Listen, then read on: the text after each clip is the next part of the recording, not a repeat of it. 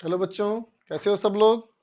उम्मीद करता हूँ आप सभी अच्छे होंगे, है ना। तो देखो बच्चों, पिछले वीडियो में आप लोग को मैंने इसी टेस्ट का पेपर 1 का दिया था आपको मैंने सोल्यूशन। अब मैं आ रहा हूँ आपके लिए पेपर 2 पे, है ना बच्चों। एक बात कहूंगा आप सभी को, बच्चा आपके नंबर अगर अच्छे आए हैं, थम्स अप टू यू। लेकिन अगर आपके नंबर आपके सेटिस्फैक्शन के अकॉर्डिंग नहीं आए हैं, है ना, तो इसमें कोई बहुत ज्यादा दुखी होने की बात नहीं है बच्चा, है ना। आप अपने आप को जज करो कहाँ आपने गलती करी, है ना, और उससे अगले टेस्ट में सीखो आप, और अगले टेस्ट में आप ये गलती ना करो, और पहले वाले के मुकाबले में थोड़ा सा बेटर नंबर लाओ। हर दिन हर टेस्ट में अपने आप को आप इंप्रूवमेंट पाए, है ना।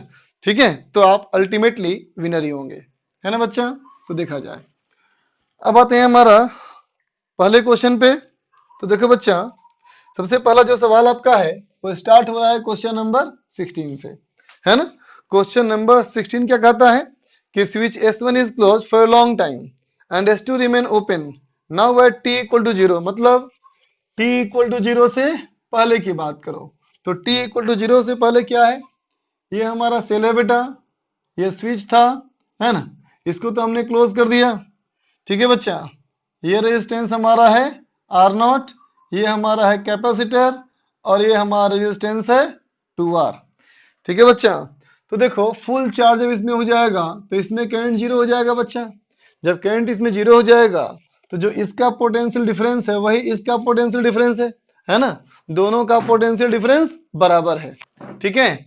तो कितना हो जाएगा चार्ज, तो कहोगे क्यू नॉट चार्ज जो आएगा वो कितना आएगा, सी जाई, ठीक है। अब कहता है t इक्वल टू 0, टाइम जब 0 होगा स्टार्टिंग में, तो क्या किया, इसको खोल दिया तो बैटरी बाहर हो गया सर्किट से ना बेटा हमारा। अभी सर्किट में क्या हो गया, ये कैपेसिटर, ये 2R, है ना, इधर हमारा रेजिस्टेंस 3R, और ये आमीटर। आमीटर के बारे में कुछ भी लिखा नहीं है तो बेटा आमीटर को तुम आइडियल मानोगे, ठीक है। इस पे हमारा चार्ज प्लस माइनस अभी अभी स्विच को शिफ्ट किया, तो चार्ज कभी बेटा इंस्टेंटेनियसली चेंज नहीं कर सकता, है ना।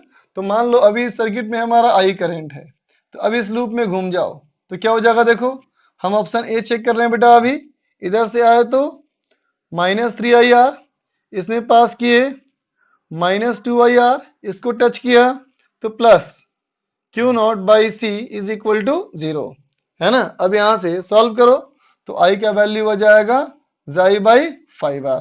सो ऑप्शन नंबर ए हमारा सही हो गया। तो ऑप्शन ए अगर सही हो गया इसका मतलब हमारा ऑप्शन नंबर बी गलत हो गया, है ना। ऑप्शन नंबर सी चेक करें। सी कहता है बेटा heat developed at time 5RClN2, इस वाले सर्किट में हीट डेवलप्ड, है ना। जो देखते हैं बेटा, तो t इक्वल टू 0 पे सर्किट में कैपेसिटर में पहले कितनी एनर्जी रही है बच्चा, Q not square by 2C, ये हो गया हाफ सी जाई स्क्वायर, है ना। और अब देखो जब टाइम हो गया हमारा 5RClN2, तो गौर से देखो बेटा, जो 5R है इसका रेजिस्टेंस है ना, देखो ये दोनों सीरीज में है ना, और एक कैपेसिटर है। इसका मतलब बेटा ये पूरा 5RC क्या हो गया, टाइम कांस्टेंट। तो टॉ ln 2 हो गया, है ना। तो अभी देखो इस समय इस पे चार्ज कितना हो चुका होगा, Q not E to the power minus T by tau, है ना, डिस्चार्जिंग सर्किट, ठीक है। तो क्या हो जाएगा, ये हो जाएगा सी जाई into e to the power minus LN2, इसका मतलब सी जाई बाई 2, ठीक है। तो अभी देखो सिस्टम में कितना एनर्जी हमारा है, ये हमारा है Q we square by 2C, ठीक है। तो कितना हो गया देखो, ये हो जाएगा 1/8 सी जाई स्क्वायर, 1/2 का स्क्वायर, 1/2 का स्क्वायर, फिर बाई 1/2, ठीक है। तो बताओ कितना चेंज किया एनर्जी, तो कहेंगे u final minus u initial, 1/2 minus 1/8, है ना बेटा, सॉरी 1/8 माइनस 1/2, ये हो जाएगा -3/8 सीजाई स्क्वायर, नेगेटिव है ना। जितना ये पोटेंशियल एनर्जी लॉस किया उतना ही हीट डेवलप होगा। सो ऑप्शन नंबर सी में क्या है, देखो ऑप्शन नंबर सी में हमारा है heat developed till 5RC in resistance 3R only. ये किसने आया मेरा, ये पूरे में आया, है ना। ये क्या आया बेटा, ये पूरे में हीट आया H, ये पूरा हीट आया, कितना आया, तो कहेंगे टोटल हीट डेवलप कितना हुआ बेटा, H इज इक्वल टू, इसका मतलब इसमें हीट डेवलप्ड प्लस इसमें हीट डेवलप्ड, मतलब हीट इन, इसको चलो मैंने मान लिया 1 और इसको मैंने मान लिया 2, तो बेटा H1 प्लस H2 कितना है 3/8 सीजाई स्क्वायर। अब सोचो बेटा, जो भी करंट जाएगा इन दोनों में सेम ही जाएगा, डिफरेंट तो कभी नहीं हो सकता ना, है कि नहीं। और हीट डेवलप जो होता है बेटा वो आई स्क्वायर होता है, और अगर आई स्क्वायर है इसका मतलब H1 और H2 का रेशियो जो होगा वो क्या होगा R1/R2, इसका मतलब 3/2 है ना बेटा। तो H1 plus H2 equal to H और H1/S2 इक्वल टू 3/2। कैसे हुआ ये, क्योंकि हर समय उनमें करंट सेम होगा, और अगर हर समय उनमें करंट सेम होगा तो हीट का फॉर्मूला यूज करोगे आप I square R D T integration ना, है कि नहीं, प्रोपोर्शनल टू रेजिस्टेंस। तो क्या हो जाएगा बोलो, ये हो जाएगा हमारा H1/H2 और ये H1 प्लस H2, इससे आप सॉल्व कर लोगे तो कहोगे H1 कितना होना चाहिए, ये होना चाहिए 3/5 ऑफ H, तो 3/5 करो तो हो जाएगा 9/40 इंटू सी जाई स्क्वायर। ठीक है, इसका मतलब ऑप्शन नंबर सी आपका सही हो गया। ये कौन सा चेक कर लिया हमने, ऑप्शन नंबर सी। तो डी कहता है after T more than equal to 0 charge on the capacitor follows the equation. ये सिंपल बेटा डिस्चार्जिंग ऑफ कैपेसिटर का इक्वेशन है ना, तो ऑप्शन नंबर डी भी हमारा सही हो गया। ठीक है, अब आते हैं नेक्स्ट क्वेश्चन में, क्वेश्चन नंबर 17।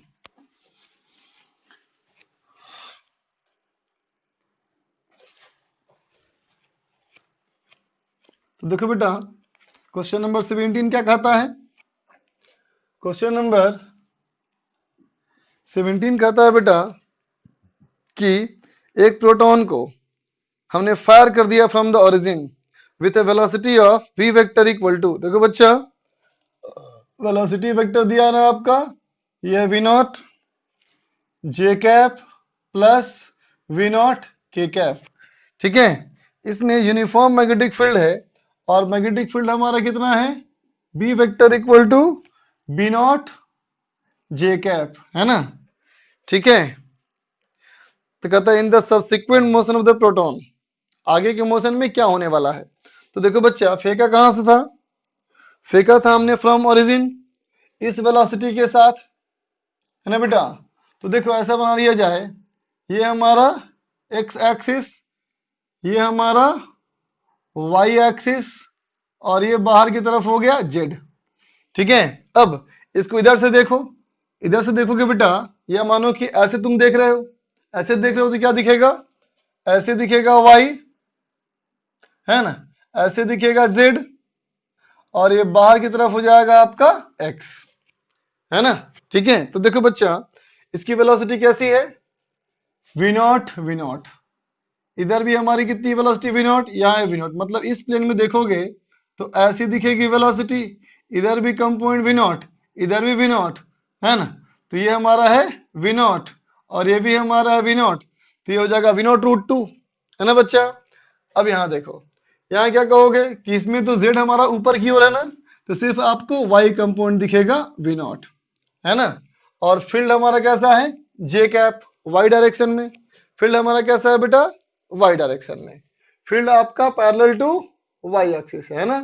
ठीक है, तो देखो बच्चा इस वाले की बात करते हो अगर, तो फील्ड हमारा है बेटा ऐसा, है ना, और वेलोसिटी हमारी है ऐसी, तो पाथ कैसा बनेगा हेलिकल बनेगा ना। तो आप कहोगे इस वेलोसिटी की वजह से ये बनना चाहेगा सर्किल, तो कैसे है वी बी एफ अंदर, है ना, यहां से वो अंदर की ओर जाना चाहेगा और ऐसे घूमेगा। ठीक है ना बेटा।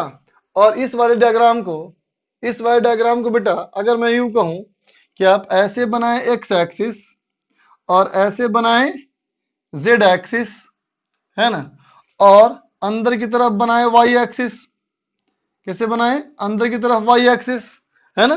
तो फील्ड देखो बेटा अंदर की तरफ हो गया ना हमारा, है ना, और ये वाली वेलोसिटी भी अंदर की ओर हो गई, तो वाई वाली वेलोसिटी क्या बची हमारी, जेड वाली वेलोसिटी क्या बची वी नॉट, है ना। अब देखो बेटा ऐसा हमारा फील्ड है, तो सर्किल कैसे बनेगा वी बी एफ, इसका मतलब यहां से ये सर्किल ऐसा बनाना चाहेगा, बोलो बच्चा ये सर्किल ऐसा बनाना चाहेगा ना बेटा, बोलो है कि नहीं। ठीक है, लेकिन यहाँ क्या देख रहे हो, सर्किल ही बनेगा और ये वाला वेलोसिटी ऊपर भी खींचेगा, तो पाथ कैसे बनेगा इसका, ऐसा बोलो, ऐसा ऐसा बोलो, ठीक है। और इसको ऊपर से देखोगे तो ऐसा दिखेगा बेटा, ठीक है।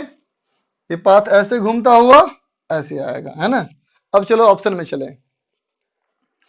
ऑप्शन कहता है, पहला ऑप्शन कि it's Z coordinate can never B negative. देखो तो जेड नेगेटिव किया है ना ये, तो ऑप्शन नंबर ए हमारा गलत है। B, its X coordinate can never be positive. X ये है बेटा, इस तरफ कभी आया ही नहीं, इसका मतलब बी हमारा सही है। सी देखो, कहता है it's x and Z coordinate can not be zero at the same time. X और जेड कोऑर्डिनेट एक ही साथ जीरो नहीं हो सकता, है ना बेटा। देखो तो जब यहां से पास करेगा, जब जब यहां से पास करेगा बच्चा, तब तक होगा ना एक्स और जेड जीरो, बोलो है कि नहीं। तो हमारा सी गलत हो गया। पास करेगा, बार बार पास करेगा ना बेटा। Its Y coordinate will be proportional to its time of flight, है ना बेटा।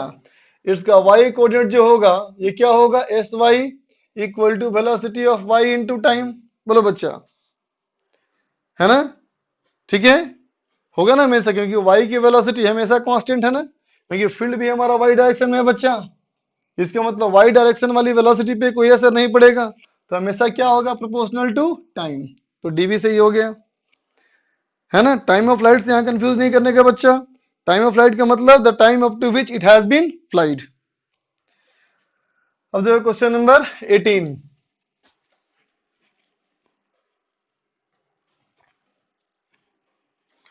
तो देखो बेटा क्वेश्चन नंबर 18 क्या कहता है। क्वेश्चन नंबर 18 कहता है, a black body emits radiation at a rate p when its temperature is T, है ना बेटा। जब इसका टेम्परेचर T है बेटा, तो इससे जो रेडिएशन है निकलता है वो पावर P से निकलता है ना।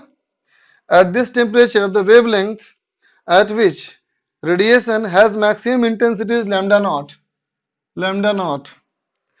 If at another temperature T dash, कहता है बेटा दूसरे किसी टेम्परेचर पे इसी बॉडी का T dash, the power radiated is P dash। अब कितना निकल रहा है पावर इसका, P dash निकल रहा है, और वेवलेंथ कितना है, लैम्डा बाई 2। तो क्वेश्चन कहा गया है कि टेम्परेचर का रेशियो क्या होगा, पावर का रेशियो क्या होगा, है ना बच्चा। सिंपल सवाल है ना, ये सवाल हमारा बहुत ही सिंपल है बच्चा। क्या कहोगे आप, यूज करो बच्चा वेन्स डिस्प्लेसमेंट लॉ, है ना। वेन्स लॉ इस्तेमाल करोगे तो क्या कहोगे, lambda 1 by lambda 2 equal to T2 upon T1, है ना। तो लैम्डा 1 अपॉन लैम्डा 2 कितना हो जाएगा, ये हो जाएगा 2 is equal to T dash by T। So T dash equal to 2T। देखो बच्चा, सो ऑप्शन नंबर ए आपका सही हो गया, है ना। अब चलो पावर की बात करें, तो पावर के बारे में क्या कहते हो आप, power is proportional to temperature का पावर 4, है ना, स्टीफेंस लॉ। ठीक है, तो टेम्परेचर का पावर 4, तो 2 का पावर 4 कितना हो जाएगा, 16 टाइम्स। इसका मतलब सी वाला ऑप्शन भी आपका सही हो गया। ठीक है बच्चा, अब चलो देखें next question, question number 19। Question number 19 क्या कहता है, in the circuit shown when the switch S is closed at t equal to 0। जब हमने स्विच एस को t इक्वल टू 0 पे क्लोज कर दिया, then for the current through battery and the charge on the capacitor one can say. देखो बच्चा t बराबर 0 पे क्लोज कर दिया, सर्किट कैसा है देखो, ये सर्किट ये है बेटा 11 वोल्ट, ये हमारा है 1 किलो ओम, ठीक है। यहां से एक कैपेसिटर 10 माइक्रोफैराड, ठीक। इधर हमारा एक और रेजिस्टेंस, ये रेजिस्टेंस है 10 किलो ओम, और ये हमारा सर्किट, ठीक है बच्चा। ये हमारा स्विच लगा हुआ था यहाँ पे, जिसको भी क्लोज कर दिया गया, और ये कोई पॉइंट ए है। तो देखो बच्चा पहला सवाल, at t equal to 0 I equal to 11 milli ampere and with time it goes to 0। धीरे धीरे घटते घटते 0 हो जाएगा, है ना बेटा। तो देखो इस सर्किट में हमारा अगर कैपेसिटर फुल चार्ज भी हो जाएगा बेटा, तो इस वाले ब्रांच में करंट नहीं आएगा, लेकिन इस ब्रांच में करंट जाएगा ना। फिर भी देखो ऐसे करंट जा सकता है ना, इसका मतलब फाइनली करंट जीरो नहीं होगा, तो ऑप्शन ए गलत। ठीक है, चलो बी चेक करें। At T equal to infinity, T equal to infinity, देखो बच्चा टाइम हो गया अगर हमारा इनफाइनाइट, है ना, तो कैपेसिटर हो गया फुल चार्ज, कैपेसिटर हो गया फुल चार्ज, इसका मतलब इस वाले ब्रांच में करंट नहीं जाएगा, तो करंट कितना हो जाएगा, तो कहेंगे देखो सिर्फ बाहर बाहर में ही करंट फ्लो करेगा, तो बाहर में ईएमएफ कितना हमारा है, ईएमएफ हमारा बेटा 11 वोल्ट, और ये कितना है 1 प्लस 11 किलो ओम, है ना। तो देखो बेटा 1 बाई किलो क्या हो जाएगा, मिली, इसका मतलब 1 मिली एम्पियर। ठीक है, and charge on capacitor is 10 power minus 4 coulomb. देख लेते हैं बच्चा, तो जब करंट इतना हो गया तो potential difference across 10 kilo ohm कितना हो जाएगा, तो कहोगे ना आई इंटू आर। ठीक है, तो आई आपका ये है और आर ये है, मल्टीप्लाई करो, ये कितना हो जाएगा बेटा, ये हो जाएगा 10 वोल्ट, तो इस पे हमारा चार्ज कितना हो जाएगा, हो जाएगा सीवी, इसका मतलब 100 माइक्रो फैराड, माइक्रो कूलम, तो 100 micro coulomb is 10 power minus 4 coulomb, तो हमारा बी ऑप्शन सही हो गया। ठीक है बच्चा, अब चलो चेक करते हैं ऑप्शन नंबर सी।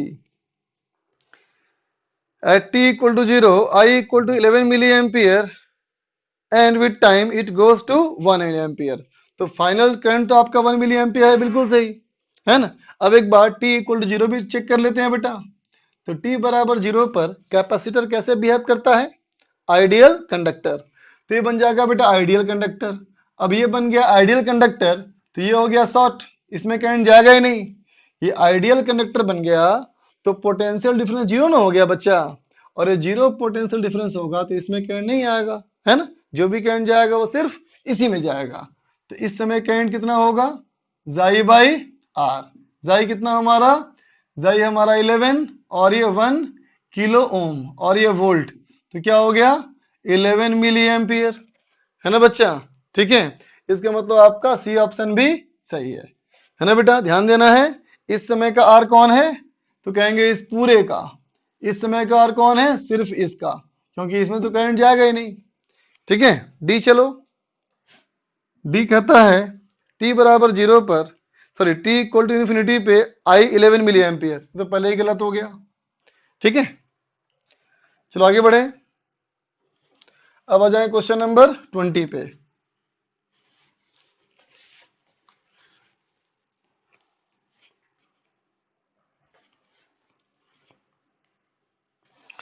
तो देखो बच्चा क्वेश्चन नंबर 20, क्वेश्चन नंबर 20 क्या कहता है, 20 कहता है कि the capacitance of A parallel plate capacitor is C not when the plates has air between them. This region is now filled with dielectric slab of dielectric constant K. The capacitor is of EFT E and slab is taken out. देखो बच्चा, capacitor में डाल दिया हमने dielectric, तो कितना हो गया सी के, ये लगा दिया हमने एक सेल से ईएमएफ ई, अब बाहर निकाल लिया डाइलेक्ट्रिक को, बाहर निकाल लिया, अब कितना हो गया कैपेसिटेंस सी नॉट ओनली, और बैटरी अभी भी लगा है। ठीक है बच्चा, तो सवाल करता है इतना charge flow through the cell, देखते हैं बच्चा, तो देखो इस वाले पे चार्ज कितना रहा होगा, ये हमारा है Q इनिशियल, बोलो कितना रहा होगा Q इनिशियल, सी नॉट के इंटू जाई, और फिर इसमें Q फाइनल कितना रहा होगा, Q final C not into जाई। ठीक है बच्चा, तो डेल्टा Q कितना चार्ज चेंज किया, तो कहेंगे Q final minus Q initial, C not जाई कॉमन ले लो, तो 1 माइनस के क्या दिख रहा है बेटा, ये तो 1 से बड़ा होता है, मतलब ये नेगेटिव है ना, तो कैपेसिटर चार्ज लूज किया है ना, तो जो चार्ज लूज करेगा वो बैटरी से पास कर जाएगा, इसका मतलब इस बार एक तरह से बैटरी चार्ज हो जाएगा, है ना, इसका मतलब ऑप्शन नंबर ए हमारा सही है। अगर पॉजिटिव आता इसका मतलब सेल से कैपेसिटर, नेगेटिव आ रहा है तो कैपेसिटर से सेल, ध्यान देना बच्चा, नेगेटिव आ रहा है तभी हम कह रहे हैं क्या, सेल से पास कर जाएगा, तो भी हमारा ऑप्शन नंबर ए सही है। B energy is absorb by cell, है ना। सेल कितना एनर्जी अब्सॉर्ब किया, तो सेल उतना ही एनर्जी अब्सॉर्ब किया बच्चा, है ना, जितना उसके ऊपर वर्क डन हुआ। तो work done on the cell कितना हो गया इस बार, सॉरी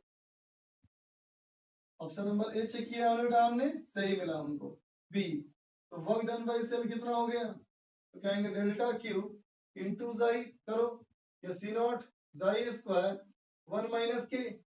तो वर्क डन बाई सेल कितना, तो work done by cell negative है ना बेटा, तो work done on the cell positive होगा। ठीक है, ऑन द सेल जितना होगा बेटा उतना ही एनर्जी वो एब्सॉर्ब करेगा। See the external agent has to do इतना amount of work to take out the slab।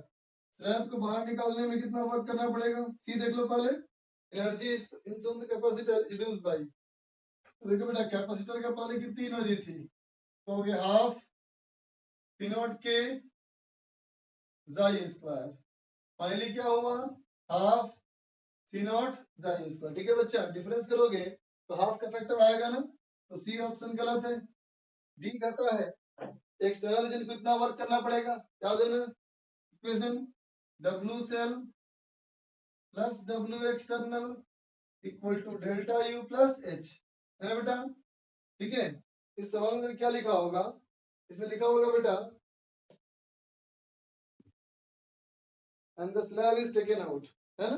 हालांकि इसमें होना चाहिए ऐसा, the slab has been taken out slowly।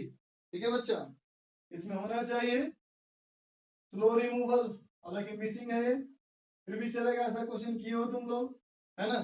जब स्लो रिमूव करेंगे बेटा तो क्या होगा, हीट डेवलप जीरो हो जाएगा, है ना। क्या कर दोगे बेटा, W external equal to delta U minus W cell. तो देखो बेटा डेल्टा यू कितना हो गया, ये माइनस ये, तो हो गया हाफ सी जाई square 1 minus A minus of W cell, W cell क्या हो जाएगा प्लस सी जाई स्क्वायर के माइनस 1, तो कितना बचेगा हाफ सी जाई स्क्वायर के माइनस 1। ठीक है, तो ऑप्शन नंबर डी हमारा सही हो गया।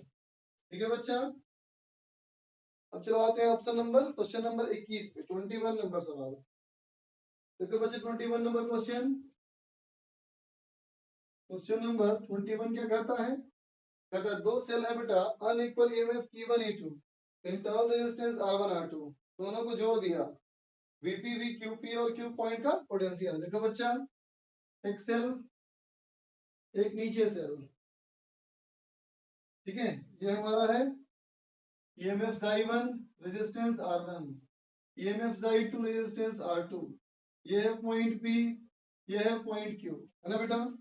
पहला the potential difference across both the cell will be equal, सही बात है ना बेटा, बोलो बोलो, ऑप्शन नंबर ए सही है ना। अच्छा मान लो इसका पोटेंशियल मान लो मैं x और इसका पोटेंशियल मान लो y, तो उसको देखिए क्या बोलोगे, क्या है potential difference x minus Y, और नीचे वालों क्या बोलोगे, ये भी कहोगे x माइनस वाई, है ना। तो हमारा ऑप्शन नंबर ए सही है। अब चलते हैं ऑप्शन नंबर बी पे। तो देखो बेटा बी हमारा सेल कहता है one of the cell will supply energy to the other, कहता है इसमें से एक हमारा सप्लाई करेगा और दूसरा अब्सॉर्ब करेगा, है। चलो मान लेते हैं कि डायरेक्शन ऑफ करंट ऐसा है, ये चार्ज हो रहा है, ये डिस्चार्ज हो रहा है ना बेटा।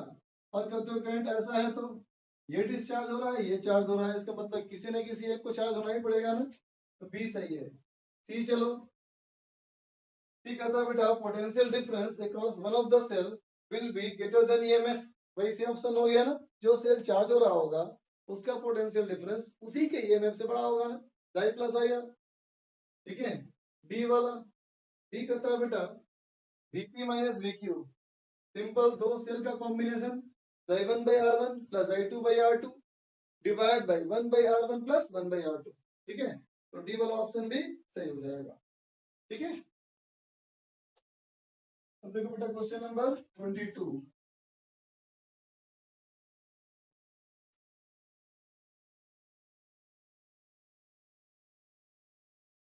क्वेश्चन नंबर 22 क्या कहता है देखो, 22 कहता है बच्चा कि in the circuit shown in the figure E1 E2 are the two ideal sources of unknown EMF. Some current are shown.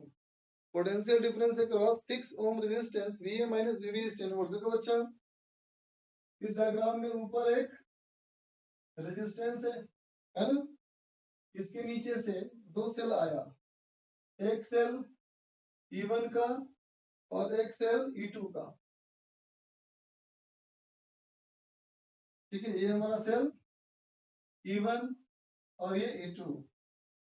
इसके बाद एक और पॉइंट आ गया लास्ट में A, यहां से आ गया, इसमें लग गया, ठीक है, यहां से एक रेजिस्टेंस 4 ओम, एक और रेजिस्टेंस बीच से, ये हमारा है 3 ओम, इधर से हमारा एक और रेजिस्टेंस, ये हमारा है बेटा 4 ओम, है ना, और यहाँ से एक और रेजिस्टेंस, ये हो गया 6 ओम, और इधर से भी हमारा एक और रेजिस्टेंस आया, ये हुआ हमारा 6 ओम, ठीक है, तो ये 3 ओम है ना बेटा। इसमें क्या क्या दिया हुआ है देखो, इसमें करंट दिया हुआ है बच्चा, इसमें दिया हुआ है करंट 3 एम्पियर, ठीक है बच्चा, और क्या दिया हुआ है, इसमें करंट दिया हुआ है 2 एम्पियर, ठीक है, VA माइनस VB, ये दिया है 10 वोल्ट, ये हमारा A पॉइंट और ये है B, यहाँ दिया है बेटा पोटेंशियल डिफरेंस 10 वोल्ट, ठीक है। तो ऐसा करते हैं बेटा, BA बड़ा है ना, VB छोटा है ना, BA बड़ा है, VB छोटा है ना, तो चलो यहाँ लगाते हैं पॉइंट पोटेंशियल मेथड, है ना बच्चा। इसका मतलब क्या, चलो मैंने मान लिया B का पोटेंशियल 0 वोल्ट, तो देखो बेटा ये कितना हो गया 10 वोल्ट होगा ना, तो देखो बेटा ये भी हो गया 10, है ना, और देखो ये भी हो गया 0, है ना बेटा। अब देखो तो ये 10 है, ये 6 है, इसका मतलब इसमें करंट कितना आना चाहिए 10/6, इसका मतलब 5/3 एम्पियर, है ना बेटा। यहाँ भी देखो डिफरेंस कितना हो गया 10 का ना, इसका मतलब यहाँ से कितना आना चाहिए करंट, ये आना चाहिए बेटा 10/3 एम्पियर। अब देखो बेटा यहाँ से आया 10/3 एम्पियर, यहाँ से आया 5/3 एम्पियर, इसका मतलब यहाँ क्या हो जाएगा 15/3 एम्पियर ना, इसका मतलब क्या हो गया ये हो जाएगा 5 एम्पियर, ठीक है बच्चा।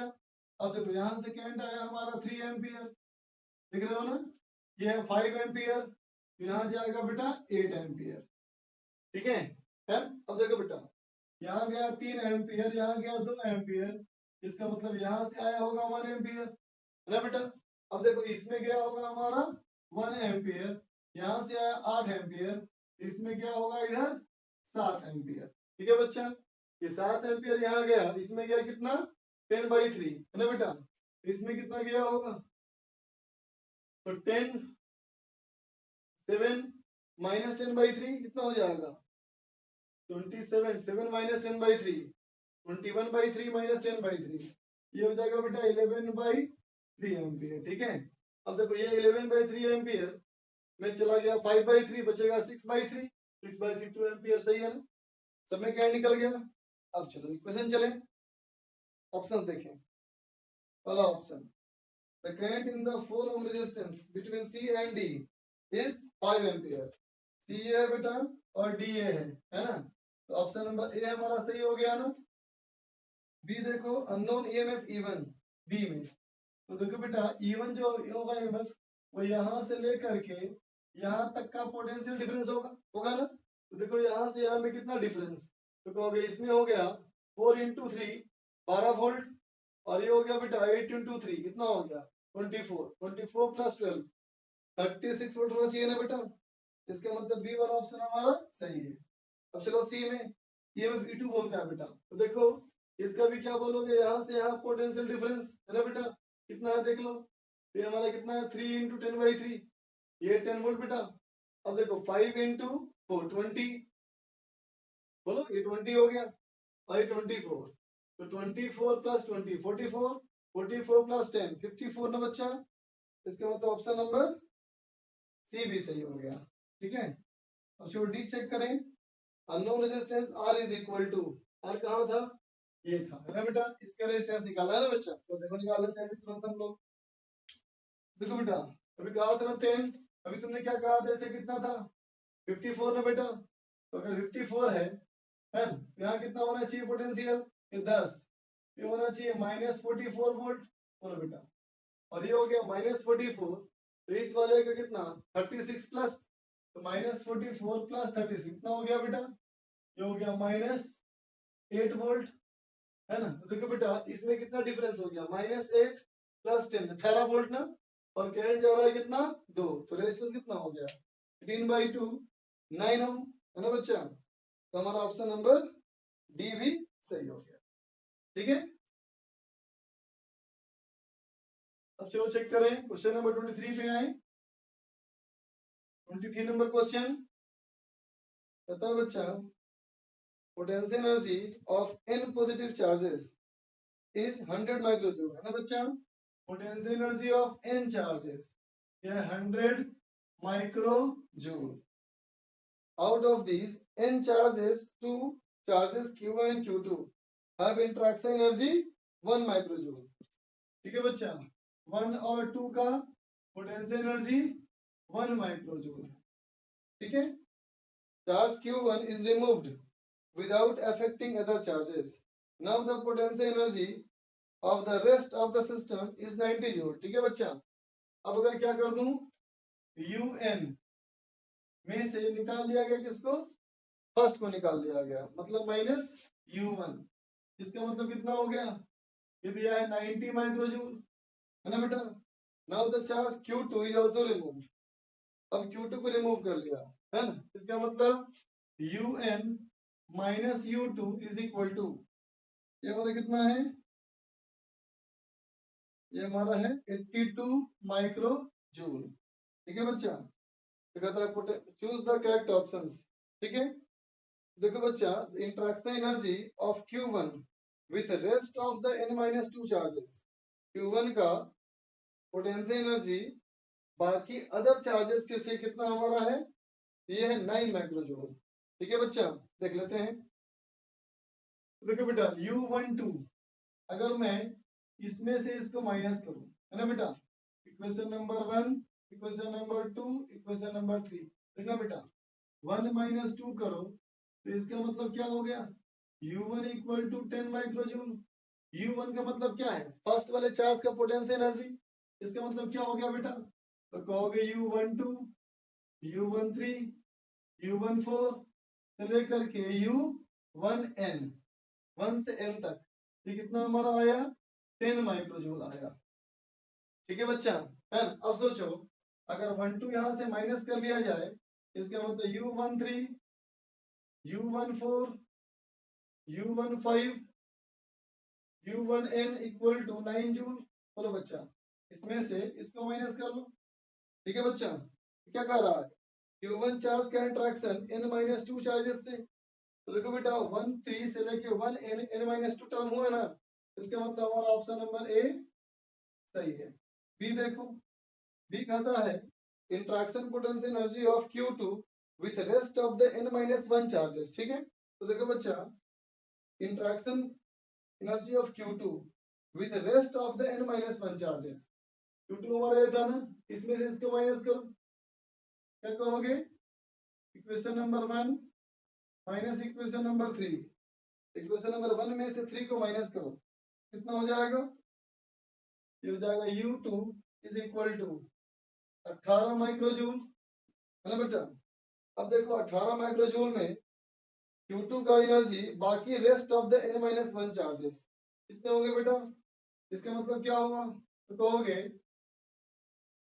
एक मिनट,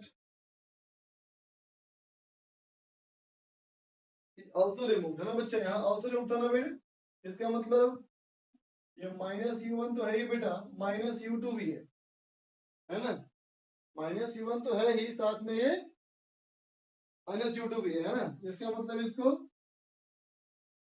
माइनस करो, 2 - 3 को, 2 - 3 माइनस करते हो बेटा, तो U2 कितना हो जाएगा, U2 हो जाएगा तुम्हारा 8 माइक्रोजूल, बोलो, है ना। इसमें से माइनस किया तो हो जाएगा बेटा 8 माइक्रोजूल, है ना।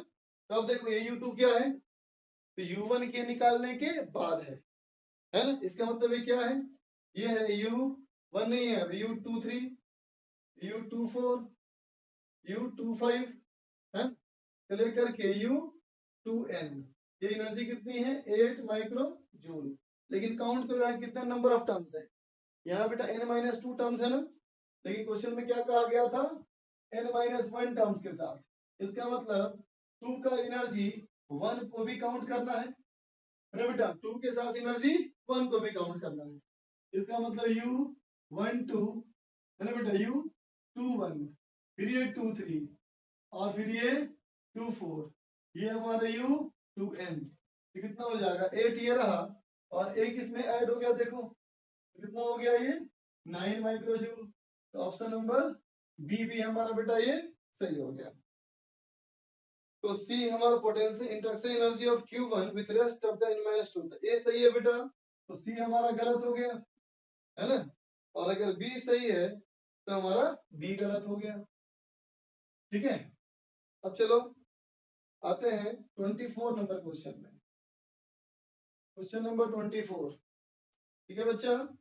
देखो 24 नंबर क्वेश्चन क्या कहता है, कहता है two object of mass m and 4m are at rest at an infinite separation, बहुत दूरी पे है। 24 में दो बॉडीज एक दूसरे से बहुत दूरी पे m और 4m, they move towards each other under mutual attraction, g is the gravitational constant, then at separation r। देखो बच्चा, ये हमारा एक m और ये हमारा 4m, ये इनफाइनाइट सेपरेशन पे है ना। अब क्या हो गया, दोनों के बीच की दूरी r हो गई, पास में आया अट्रैक्शन से ये m और ये 4m, जब इनके बीच की दूरी r हो गई है ना बेटा। कहता है पहला the sum of energy of two object is negative, sum of energy of two object is negative. देखो बच्चा, काइनेटिक एनर्जी यहाँ कितना है, इसकी भी जीरो, इसकी भी जीरो, और पोटेंशियल एनर्जी भी जीरो। इसका मतलब total mechanical energy, total mechanical energy E initial है ना, कितना हो जाएगा, तो जीरो हो जाएगा ना, ये भी जीरो यू भी जीरो, और एनर्जी हमेशा कंजर्व रहेगी बच्चा। इसका मतलब ऑप्शन नंबर ए हमारा गलत है, बी। चलो बी कहता है रिलेटिव वेलोसिटी ऑफ अप्रोच, उनके पास आने की रिलेटिव वेलोसिटी का अप्रोच है ना बच्चा। देखो इस सिस्टम में यहां से यहाँ आया बेटा, यहां से अगर यहाँ आया है ना, तो किसने वर्क किया, तो कहोगे सिस्टम के इंटरनल फोर्सेस है ना बेटा। सिस्टम का इंटरनल फोर्स कितना वर्क करता है, तो कहोगे सिस्टम के इंटरनल फोर्स जो होते हैं बेटा वो वर्क करते हैं half into mu into V relative square. ठीक है बच्चा, कितना वर्क करता है, half into mu into V relative square equal to delta U, जितना पोटेंशियल एनर्जी ये लॉस किया, कितना लॉस किया, तो G M 4m by are. ठीक है बच्चा।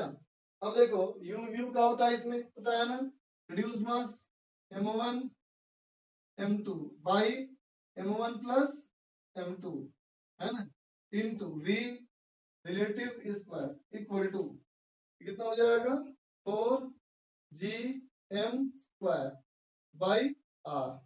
ठीक है बच्चा, देखो m m कैंसिल हो गया, 4 कैंसिल हो गया, तो v रिलेटिव इक्वल टू कितना हो जाएगा, ये आया 5 और ये हो गया 2 10, हो गया 10 g यहां से m by R square root. ठीक है, देखते हैं ऑप्शन नंबर बी, बी हमारा सही हो गया बच्चा है। ये देखो sum of kinetic energy of the bodies, दोनों बॉडीज के काइनेटिक एनर्जी का सम कितना होगा।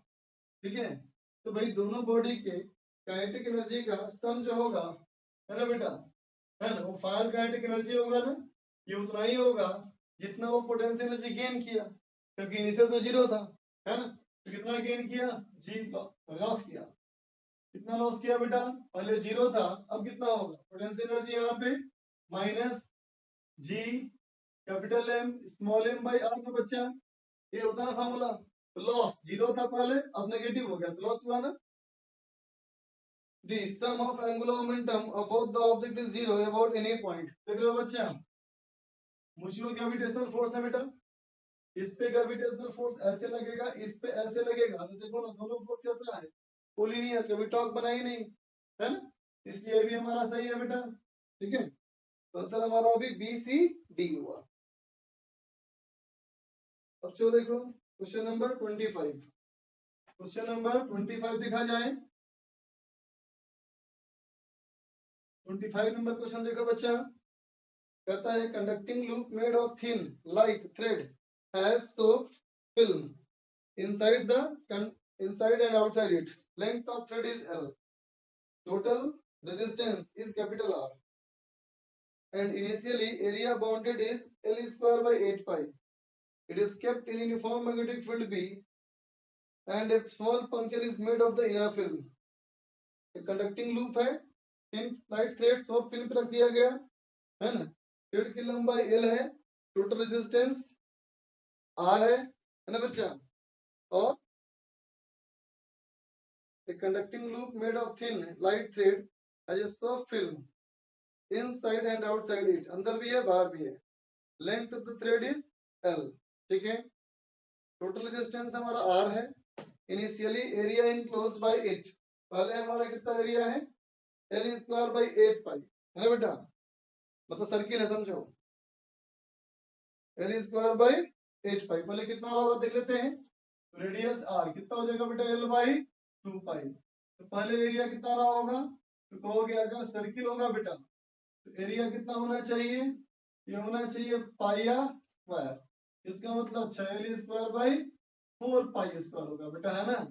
ठीक है, फाइनली जब सर्किल बन जाएगा तो, और पहले कितना था energy, area L square by 8 pi square आता था बेटा।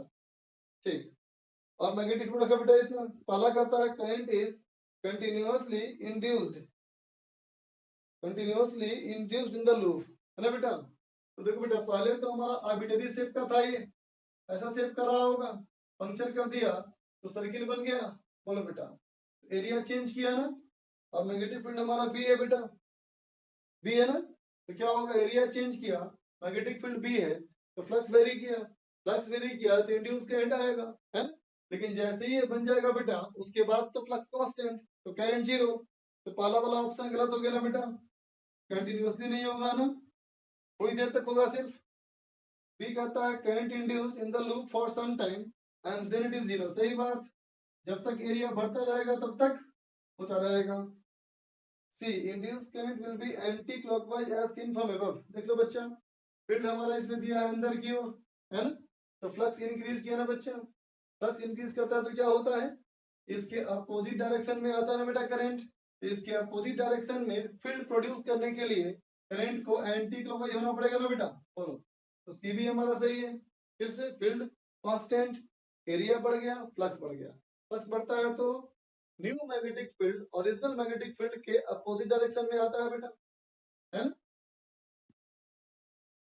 जी टोटल चार्ज लोन देखो बच्चा, चार्ज लोन क्या कहते हो याद है ना, एल क्यू बराबर change in flux by resistance, change in flux कितना, B into change in area, कितना चेंज किया area, L square by 8 pi divided by resistance, देखो आंसर सही है, बी भी हमारा सही है। अब चलो आगे,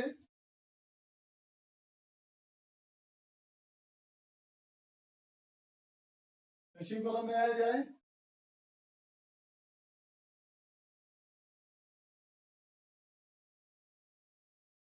क्वेश्चन नंबर 26। देखो बेटा क्वेश्चन नंबर 26 क्या कहता है, 26 कहता है ये charge particle is moving in circular path in uniform magnetic field with speed v, ठीक है बच्चा, यूनिफॉर्म स्पीड v से एक चार्ज पार्टिकल सर्किल में घूम रहा है, मैच द फॉलोइंग, उसको मैच करना है, p में equivalent current due to the motion of particle, देखो बच्चा क्या बोलते हैं equivalent current, I equal to charge by time period, है ना बेटा, चार्ज हमारा कितना हो गया q, टाइम पीरियड क्या होगा, तो 2 पाई r बाई v, कितना हो जाएगा Q V upon 2 pi R, है ना बेटा, तो देखो क्या क्या मैच किया, क्या क्या मैच किया इसमें, प्रोपोर्शनल टू वाला equivalent current due to motion, है ना बेटा। अच्छा यूनिफॉर्म मैग्नेटिक फील्ड में है बच्चा, ये तो यूनिफॉर्म मैग्नेटिक फील्ड में है, ठीक है। तो रुक जाओ, यूनिफॉर्म मैग्नेटिक फील्ड में होगा बेटा, यूनिफॉर्म मैग्नेटिक फील्ड में क्या लिखते हो, time period 2 pi m by QB, है ना बेटा। तो हमारा क्या हो जाएगा, QB square B by 2 pi m, देख लो स्पीड पे डिपेंड ही नहीं कर रहा, इसका मतलब बी के साथ क्या मैच किया, नंबर 3, ठीक है। क्यू करता है क्या बेटा, मैग्नेटिक मोमेंट, है ना बेटा। मैग्नेटिक मोमेंट क्या होता है बोलो, तो इसके लिए आई इंटू एरिया, आई कितना बेटा निकाल चुके हो, क्यूब स्क्वायर बी बाई 2 पाई है, एरिया कितना बेटा पाई आर स्क्वायर, रेडियस क्या होता है M B by Q B का स्क्वायर, क्या दिख रहा है, प्रोपोर्शनल टू बी स्क्वायर ना बेटा। क्या हो गया बोलो, मैच किया कौन सा, 2 मैच किया, क्यू के साथ 2 मैच किया। आर में देखो बेटा, आर कहता है magnetic field at the centre due to motion of charge particle, charge particle के मोशन की वजह से सेंटर में मैग्नेटिक फील्ड, तो करंट तो निकाल ही लिए हो, करंट निकाल लिए हो ना, इधर लगा दो mu naught I by 2 R, cycle बंद करके ना बेटा, तो क्या हो जाएगा म्यू नॉट बाई 2 आर कितना M B by Q B, है ना बेटा। आई कितना, तो Q B square B by 2 pi m, क्या दिख रहा है इनवर्सली प्रोपोर्शनल टू v, है ना बेटा। कौन सा हो गया ये, कौन सा मैच कर गया इसमें, मैच कर गया इसमें 4, है ना बेटा। आर का मैच कर गया 4, है ना। अब आते हैं radius of circular path, R बराबर एम बी अपॉन क्यू भी पता है बेटा, एस के साथ क्या होना चाहिए proportional to B, option number 1, देखो कौन सा ऑप्शन है 3241, ऑप्शन नंबर सी, ठीक है बेटा, ठीक है। अब देखा जाए 27 नंबर क्वेश्चन, 27 नंबर क्वेश्चन कहता है बेटा, देखते हैं बेटा, सवाल कहता है figure shows 4 situations in which a small block of mass m is released from rest as shown in the figure. List 2 shows work done by normal reaction with respect to an observer who is stationary with respect to ground till block reaches at the bottom of the inclined ways. Match the appropriate list, ना बेटा ground observer के respect में देखना है हम लोग को, हमें चेक करना है कब वर्डन पॉजिटिव है, कब वर्डन नेगेटिव है, कब वर्डन 0 है, ठीक है बच्चा। तो देखो पी वाले में, पी वाले की बात करें बेटा, तो देखो इस सवाल में ऐसे हमारा बेटा लिफ्ट है और ऐसे ब्लॉक है बेटा, है ना, और यूं लगेगा नॉर्मल फोर्स, है ना बेटा। अब देखो कहता है कि ये हॉरिजॉन्टल डायरेक्शन में ऐसे मूव कर रहा है, तो कुछ देर के बाद ये लिफ्ट कहाँ पहुंच जाएगा, ये ऐसे नहीं पहुंच जाएगा बेटा वेज, है ना। तो देखो बेटा इसका डिस्प्लेसमेंट ऐसे ना हो गया, बोलो यहाँ पहुंच जाएगा ये, तो डिस्प्लेसमेंट ऐसे ना हो गया बेटा।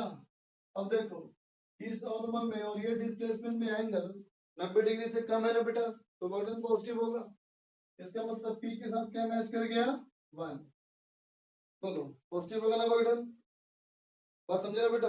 अब चलो नंबर क्यू में देखा जाए, क्यू में कहता है बेटा इसको ऊपर ले जा रहे हैं, देखो बेटा पहले जो सिस्टम हमारा यूं था, है ना, उसको v स्पीड से ऊपर ले जाओ, कुछ देर बाद सिस्टम ऐसा हो गया, ब्लॉक यहाँ पहुंच जाएगा, या चलो और ऊपर चला गया, है ना, ये ब्लॉक हमारा यहाँ पहुंच गया, देखो बेटा नॉर्मल ऐसे लगेगा और डिस्प्लेसमेंट ऐसे है, अभी भी देखो हमारा क्या है, वर्डन हमारा पॉजिटिव होगा ना, क्योंकि अभी भी क्या है एंगल 90 डिग्री से कम है, अभी भी हमारा आंसर 1 ही आएगा, है ना। तीसरा करता है बेटा आर वाले में कि अगर इसको हम यूं ले जाए सरफेस के पैरेलल, है ना बेटा, तो अगर सरफेस के पैरेलल जाओगे, अगर सरफेस के पैरेलल जाओगे आर में, है ना बच्चा, तो देखो अगर सरफेस के पैरेलल लेके आते हो √2gs के स्पीड से, है ना, इसका मतलब क्या होगा देखो डायग्राम बनाना पड़ेगा। देखो बच्चा,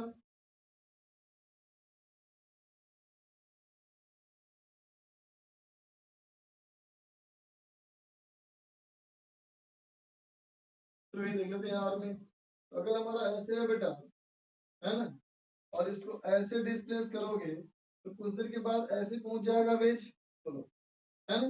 तो ब्लॉक अगर यहाँ पहुंच जाएगा तो नॉर्मल में और डिस्प्लेसमेंट में एंगल 90 डिग्री है, तो वर्डन 0 हो जाएगा बच्चा ना। इसका मतलब कौन सा मैच कर जाएगा इसमें, 4 नंबर मैच कर जाएगा। ठीक है बच्चा, है ना। और इसमें देख ही रहे हो इसका उल्टा है, तो इसमें अगर वर्डन पॉजिटिव है तो उसका वर्डन नेगेटिव होगा। इसका मतलब क्या होना चाहिए इसमें, इसमें नेगेटिव होना चाहिए, तो इसमें क्या होना चाहिए, इसमें 2 होना चाहिए, है ना बच्चा।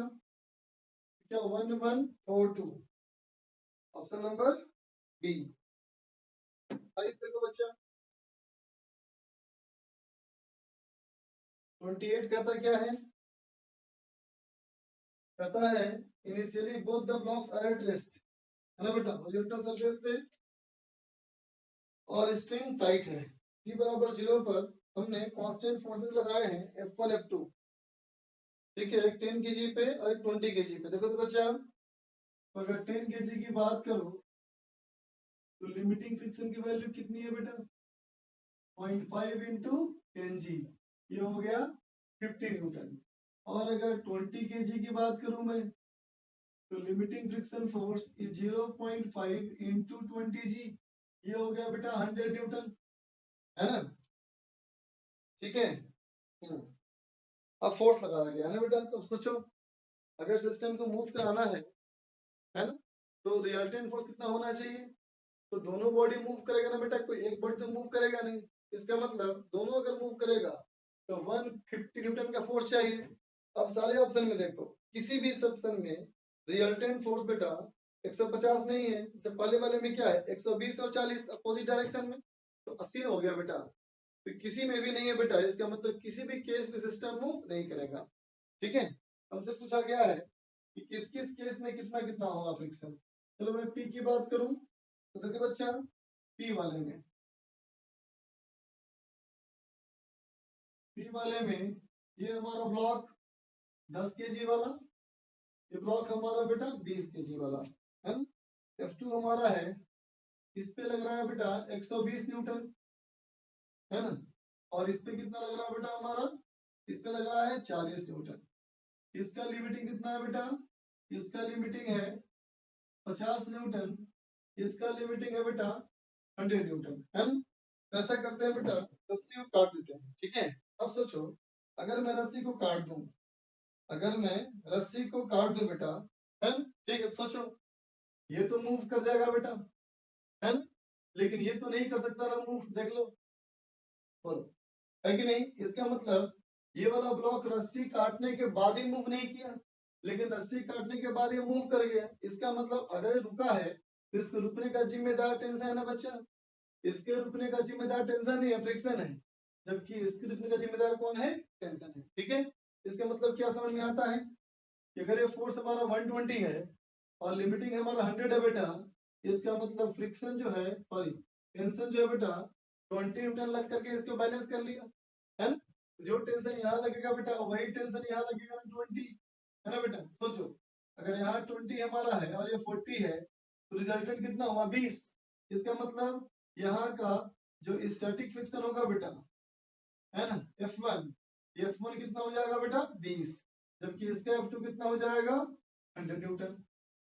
बात समझे ना, ठीक है। क्यू में देखो, क्यू में बेटा, क्यू वाले में क्या होगा, इधर 160 है बेटा और ये 40 है, फिर से वही सवाल हो गया बेटा, अगर 160 है और ये 40 है ना, तो इसको मैंने इरेज कर दिया, अब कर दिया इसको मैंने 160। ठीक है बच्चा, फिर सोचोगे 160 बेटा फोर्स इसको साइड करवाने के लिए काफी है, लेकिन ये नहीं है ना बेटा, मतलब रस्सी काट दूंगा मैं तब भी ये रेस्ट पे रहेगा, लेकिन ये भाग जाएगा, है ना। इसका मतलब जो पहले रुका हुआ था किसकी वजह से, तो टेंशन की वजह से, है ना बच्चा।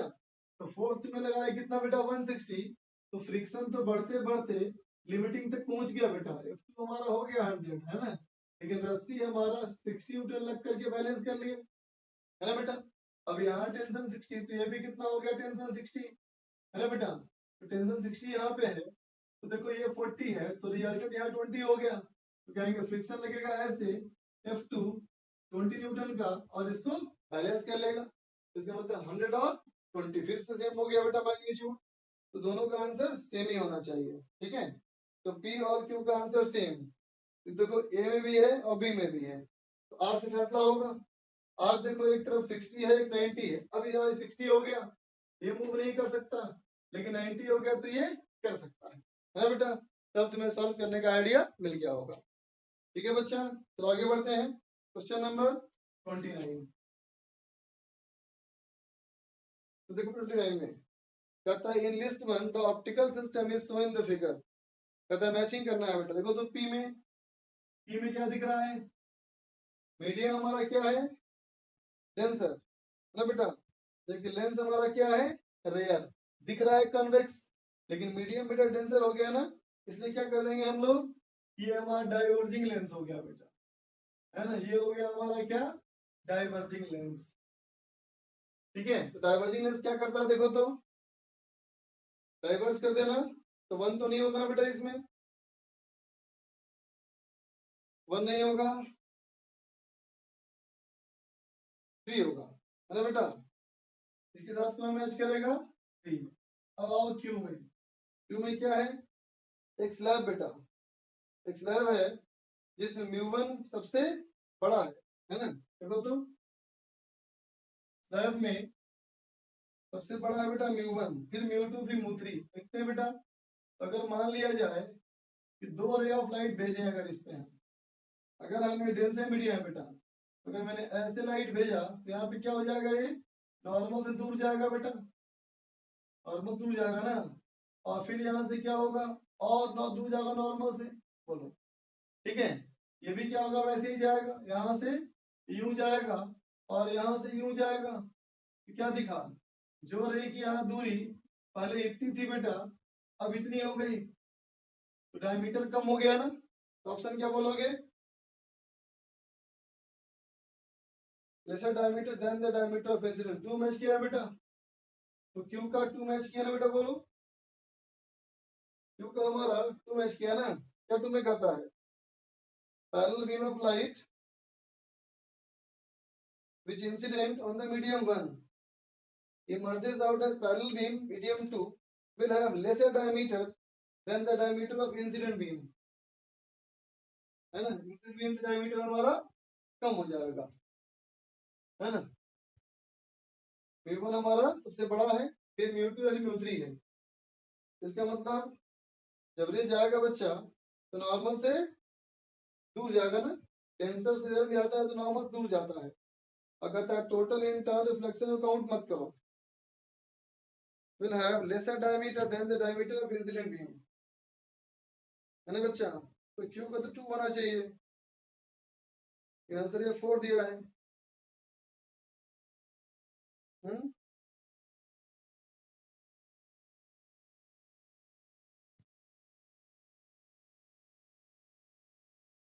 देख लेते हैं, चलो आर भी चेक कर लेते हैं एक बार।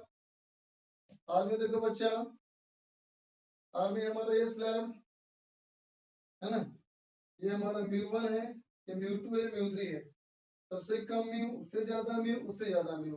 देखते हैं बच्चा, ये अगर हमारा इतना बड़ा रे आया, है ना, इतना बड़ा रे आया, क्या होगा, यहाँ नॉर्मल के पास जाएगा, है ना, नॉर्मल के और पास जाएगा, यहाँ से ऐसे जाएगा पैरेलल, अरे बेटा ये और पास जाएगा, तो क्या हुआ, दोनों में डायमीटर घट रहा है बच्चा, है ना।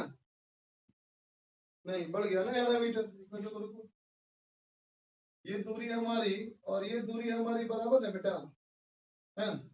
जिसका हमारा एंगल कम होगा उसका डायमीटर ज्यादा होगा, है ना बच्चा।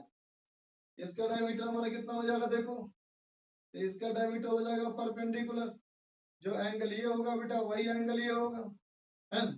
ये अगर डिस्टेंस डी मान लिया जाए तो ये कितना होगा, डी बाई डी साइन आई, ये हो जाएगा बेटा डी साइन आई, है ना बेटा, ठीक है। और यहाँ क्या हो जाएगा, यहाँ हमारा ये आई एंगल यहाँ परपेंडिकुलर ड्रॉप करो, है ना। ये एंगल छोटा है बेटा, ये डी साइन आर, आर छोटा है तो ये छोटा होगा या बड़ा होगा, ठीक है। आर का हमारा क्या होगा 2, है ना। तो इसका ये उल्टा होगा ना बच्चा, ये 2 नहीं होगा, ये हमारा 4 होगा, ठीक है। समझ में आया ना, ठीक। मेरे समझ में आया, फिर देख लो एक बार। तो देखो बच्चा, इस वाले में अगर हमारा ये डिस्टेंस एंगल है बेटा आर और ये हमारा एंगल आई है ना। देखो चूंकि दोनों रे हमारे पैरेलल जाएंगे बेटा, तो ये दूरी और ये दूरी बराबर होगा ना, ठीक है। अब सोचो इस तरह से, ये डिस्टेंस अगर डी है बेटा तो ये भी डिस्टेंस डी होगा ना। अब देखो इस वाले में यहाँ से ड्रॉप कर दिया बेटा परपेंडिकुलर, है ना। ये इसका डायमीटर हो गया डैश, है। अब देखो ये आई, फिर 90 माइनस आई, और ये भी हमारा क्या हो गया आई, है ना बच्चा। तो ये डी है तो ये डी कॉस आई होगा बेटा, ये होगा हमारा डी कॉस आई, है ना। और ये हमारा क्या है आर, ड्रॉप किया परपेंडिकुलर, 90 माइनस आर बेटा, है ना। और ये हमारा आर, तो क्या होगा डी कॉस आर, है ना बेटा। जिसका आर बड़ा होगा उसका वो छोटा हो जाएगा ना। एक मिनट रुको, लेट अस मेक सम बेटा diagram, things are confusing. Diagram ही इसका सलूशन है बेटा सही से, है ना। तो तुम लोग भी एग्जाम में डायग्राम थोड़ा केयरफुली बनाया करो, है ना। चलो क्यू में देखो बच्चा,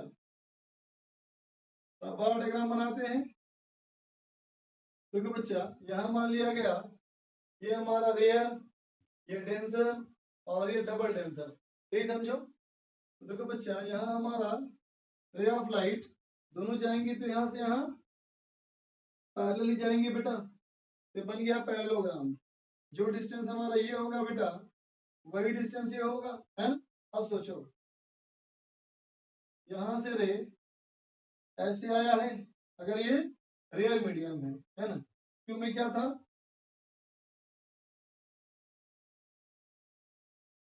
नहीं बचा, क्यों का मीडियम डेंसर था, तो हमारा यहाँ से यूं गया होगा, है ना। यूं गया होगा बेटा, और यहाँ पे जा करके ये और ज्यादा भाग जाएगा क्या, नॉर्मल के तो दूर हो गया था ना। अब नॉर्मल से और दूर हो जाएगा, ठीक है ना। तो देख बेटा, यहाँ मैंने डायग्राम बनाया अगर ऐसे, और कहा इसके पैरेलल ऐसे। यहाँ मैंने कहा डायग्राम बनाया इसके नॉर्मल, और कहा इसके पैरेलल ऐसे, सॉरी ऐसे, ठीक है। तो देखो बच्चा, बात बहुत साफ है, ये एंगल हमारा आई छोटा है और ये आर हमारा बड़ा है ना। ये तो कंफर्म है कि ये डायमीटर डी, तो ये भी डी डिस्टेंस होगा, है ना। अब मैं निकालूं इसका डायमीटर, तो देख बच्चा, यहाँ से डायमीटर निकालने के लिए मैं ड्रॉप करूंगा यहाँ से बेटा परपेंडिकुलर, है ना। ये हो जाएगा कैपिटल डी, तो देखो ये हो गया हमारा आई, तो ये हो गया 90 माइनस आई, तो फिर ये एंगल हो गया हमारा आई।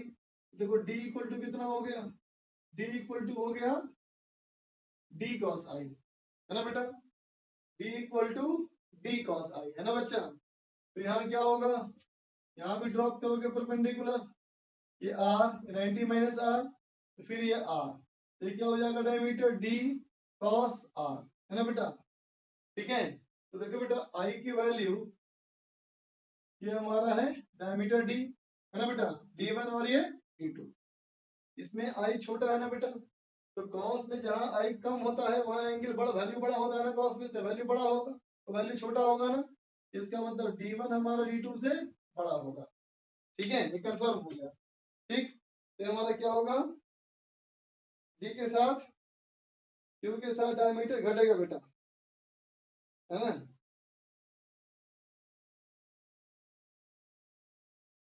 तो इसका मतलब 2 ही होगा इसके साथ। चलो आगे देखते हैं डायग्राम बना करके, देखना क्या बेटा उल्टे होगा इसका ना। अब यहाँ से इधर से मान लो इधर आएगा, ये हो जाएगा μ1 μ2 μ3, डायमीटर बढ़ जाएगा, है ना। तो हमारा आर में हो जाएगा 4, ठीक है बच्चा, आर में हो जाएगा 4, ठीक। अब इसमें देख लो, इस हमारा है बेटा कॉन्वेक्स लेंस, है ना बेटा। μ1 हमारा μ2 बड़ा है μ2 छोटा है, तो कन्वेक्स हमारा क्या होगा, मीडियम अगर रियर है तो ये क्या हो जाएगा बेटा, ये हो जाएगा कन्वर्जिंग, है ना बेटा, ये कन्वर्जिंग हो जाएगा। और अगर ये कन्वर्जिंग हो जाएगा तो कन्वर्ज होगा तो क्या होगा, रे कन्वर्ज करेगा तो ऑप्शन नंबर, रे कन्वर्ज करेगा तो ऑप्शन नंबर 1 हो जाएगा बेटा इसका आंसर, है ना। ठीक है, तो क्या हुआ, T का मैच किया 3, Q का 2, R का 4, S का 1, 3241, 3241, 3241, तो आंसर नंबर इसका बी होना चाहिए था बेटा, है ना। इसमें एरर है, इसका आंसर बी होगा बेटा। ठीक, अब चलो आते हैं क्वेश्चन नंबर 30 में।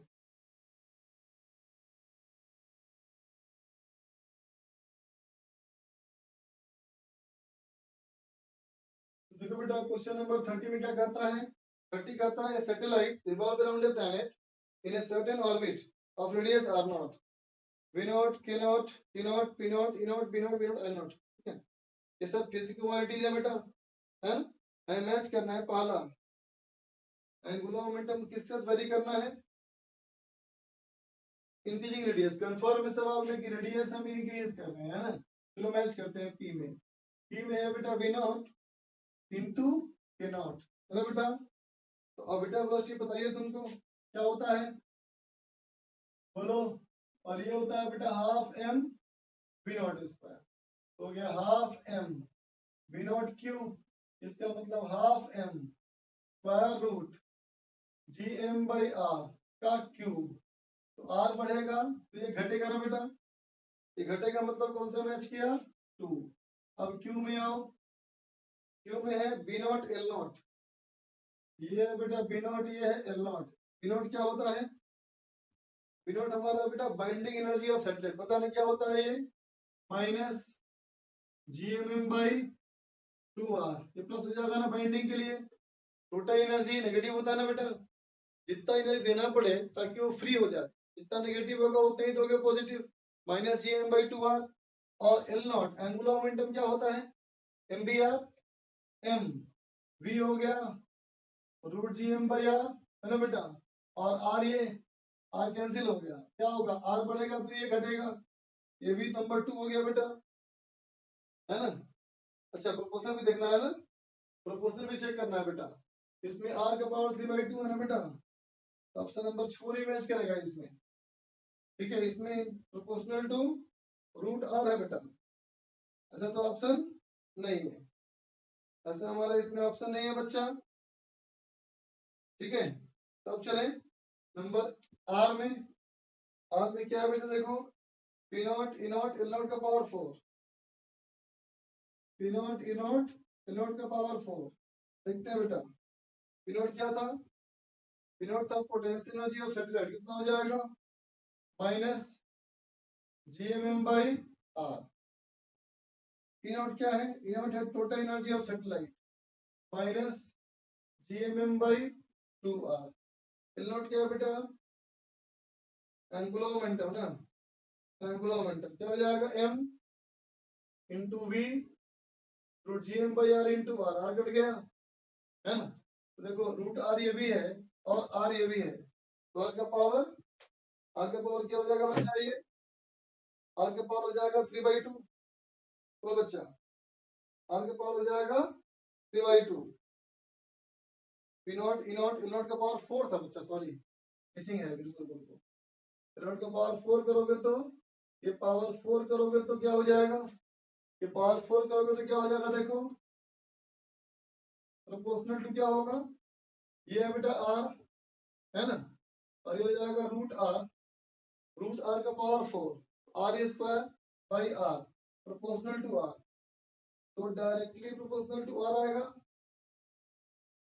P E not L not का पावर 4, है ना, पावर 4 करोगे है ना, तो आर स्क्वायर यहाँ भी है, आर स्क्वायर वहां भी है, कैंसिल, तो आर का पावर 0 हो जाएगा बेटा। इसका मतलब कौन सा मैच किया, नंबर 3।